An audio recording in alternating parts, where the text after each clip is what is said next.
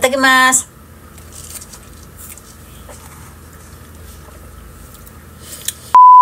For today's video, gagawa tayo ng strawberry milk inspired by Bikuri Donkey, na isa sa mga sikat na restaurant dito sa Japan at lagi namin ino-order. So, paano paggawa guys? Dito kakailanganin lang natin ng cup and then maglalagay lang tayo ng yogurt milk. Ayan. Pwede kayong gumamit ng yogurt paste na katulad nito. Pwede rin kayong gumamit ng yogurt milk. Masarap ang strawberry milk guys kapag may yogurt kayong nilahok. At ganyan lang kadami yung nilagay natin, siguro 2 kutsara lang kung paste. At kung meron naman kayo ng milk ay yung at least kalahating cup ng baso. And then dito guys maglalagay lang tayo ng fresh milk. Ayan.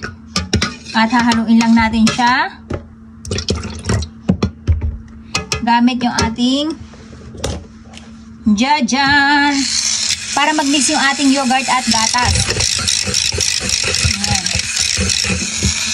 Mag-a-add lang tayo ng konting sugar syrup. Puro mga 1 kutsara lang kasi maglalagay tayo ng strawberry jam natin. Ayan. Tapos bago natin gawin yan guys, ay mag-prepare muna tayo ng ating strawberry na kung saan ay fresh. Ayan. Para itatoppings natin sa ibabaw ng ating strawberry milk. And then dito naman sa ating baso guys ay maglalagay tayo ng ating jam. Ito yung strawberry jam na ginawa natin, kung matatandaan nyo guys. Ayan, purong strawberry lang siya at asukal. Maglalagay lang tayo. Yung tama lang kasi sobrang tamis nito, promise. Maglalagay lang tayo ng ating yellow guys.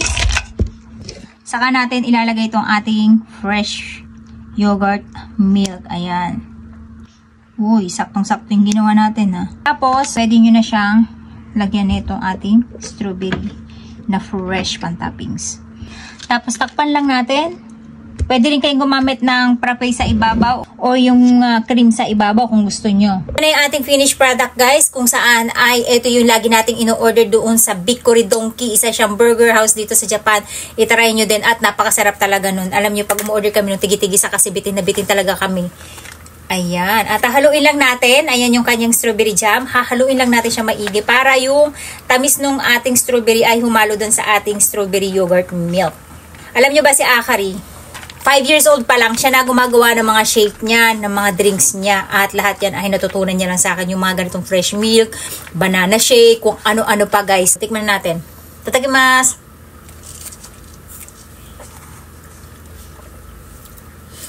Walang kupas guys, napakasarap talaga.